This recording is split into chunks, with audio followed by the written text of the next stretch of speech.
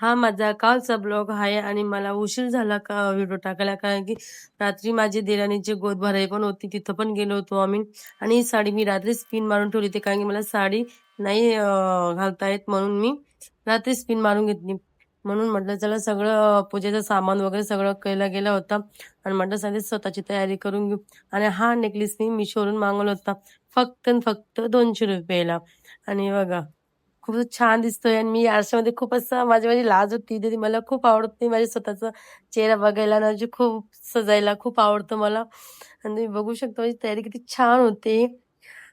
हं. आणि व्हिडिओ आवडले असेल तर प्लीज चॅनल नक्कीच सबस्क्राईब करा. कारण की तुम्ही सबस्क्राईब सपोर्ट तुमचा राहील तर मी पुढे येऊन छान-छान ब्लॉग बनवेल. बघू शकता. आणि मला वटपौर्णिमा आली म्हणजे मला असं वाटतं पण किती नटावं आणि किती नाही. आम्ही नटून-थटून मग डायरेक्ट पूजेला गेली मी. हे बघा. आम्ही सगळ्या बायका एकाच वडाला असं म्हणजे छोटंसंच वड होतं, मोठं वड नव्हतं. आम्ही तिथेच सगळ्या बायकांनी असं मस्तपैकी नटून-थटून पूजा करून घेतलेली होती आणि सगळ्यांनी मस्तपैकी छान असे उखाणे पण घेतले होते. आणि आम्ही गेलो होतो तपोवनला. तपोवनला इतकं मोठं झाड, इतकं छान होतं, खूपच होतं. तिथे सगळेजण फोटोशूटला ज्याच्या त्याच्या नवऱ्यासोबत आले होते.